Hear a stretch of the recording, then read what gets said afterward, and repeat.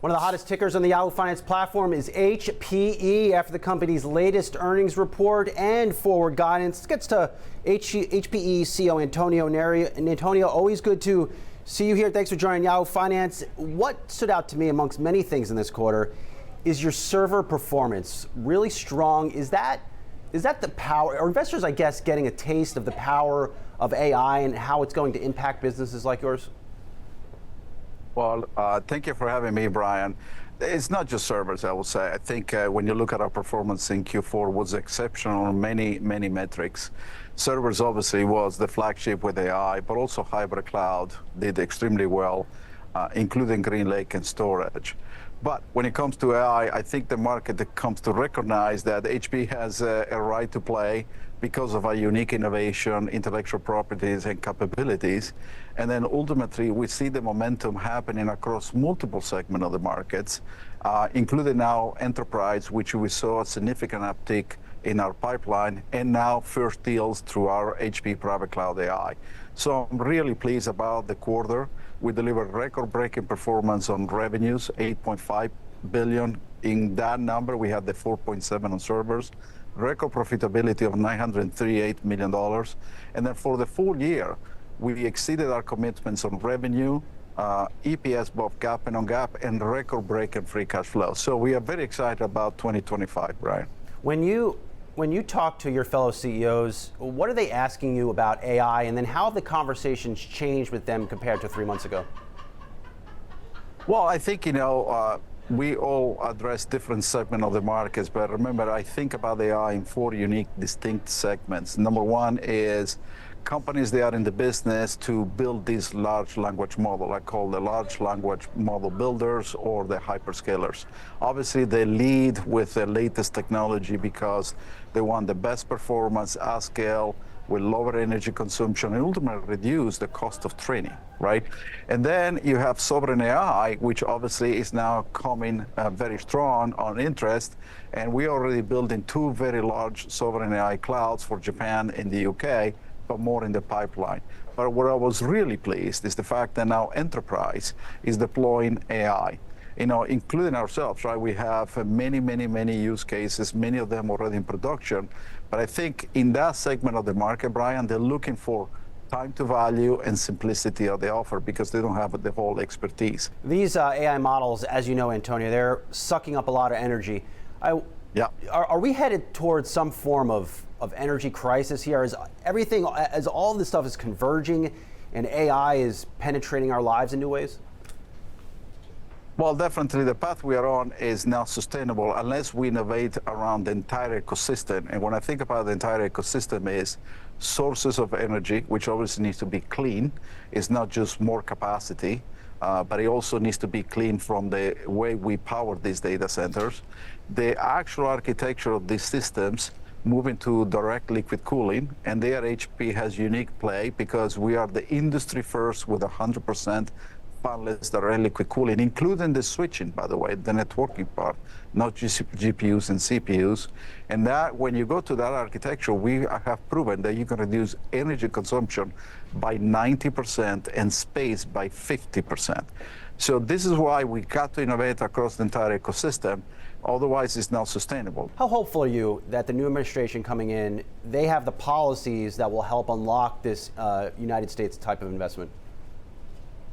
Definitely, we need to invest more. The current administration now in transition started that process with the CHIPS Act and the Life Science Act and other supports into the infrastructure. But I'm hopeful with the new administration, we're going to see an acceleration of that. Also because it's important from a U.S. national security perspective as AI is deployed everywhere. And this is why a transaction like ours with Juniper Networks is important for the United States because it brings more pro-competitive, allows us to stay ahead of the game, especially as we build these massive supercomputers. Remember that HPE now has 7 of the top 10 supercomputers deployed in the world. And number 1, number 2, number 3 is in the United States. Those computers sound a lot more powerful than what Enrique's selling over at HP there, Antonio. Well, I'm just going to say, got to say it. You didn't have to say it. I'll say it. But you mentioned Juniper. There was an FT story, I'm sure you saw it 2 weeks ago. Officials at HPE reportedly met with officials in the government. There was maybe perhaps some concern if this deal is going to get done. We've talked to you every step of the way. Does this deal get closed in January? We believe the deal will get closed in the early part of 2025 within the original timelines we provided. Remember, when I announced the intent to acquire Juniper on January 10th, we said that we expect the deal to close the latter part of 2024, calendar 24, or early part of 2025.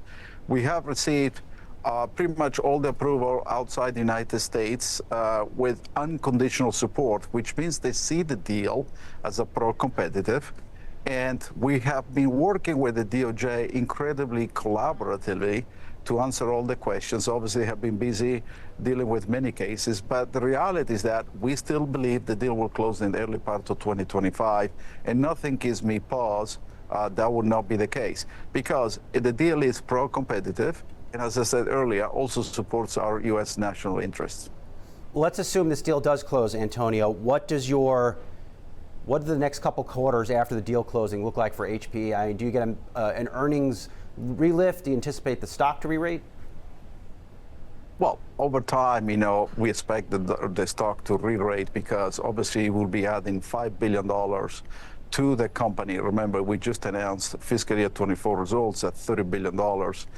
And that $5 billion comes with a different structural margin, which ultimately the stock P multiple will have to re-rate. But, it would not be immediate. It will take some time. Also because we have a number of synergies that we committed, which last time we talked about it, we said at least $450 million. And this is why, Brian, we only guided Q1, because we are confident that we can close the deal. And hopefully by the time we announce Q1, the deal will be closed. And that point in time, we're going to guide for the rest of 25 and obviously 26 and 27. How important is Intel to the country's, I guess, supply chain ecosystem? I mean, Pat Gelsinger, he retired earlier in the week. Sources told me that, it maybe wasn't actual retirement, but the company's struggling. I mean, how important is it to a company like yours? I know you work with NVIDIA, but how important is a company like yours? How important is it to the country that company turns itself around and does it somewhat quickly? Yeah. Well, I can't comment on what happened inside Intel, but I have tremendous respect for Pat, for what he has done at Intel, at VMware, and the broader tech industry. He is a unique personality with unwavering integrity and so forth. So, but coming back to Intel, I will say we need Intel because the market needs Intel. Customer needs more competition in this space, and the United States needs a healthy Intel. Antonio Neri, HPE CEO, always great to get some time with you. Happy holidays. Thanks for making time for Yahoo Finance. We'll talk to you soon. Thank you, Brian. Happy holidays to you and your family. Thank you so much.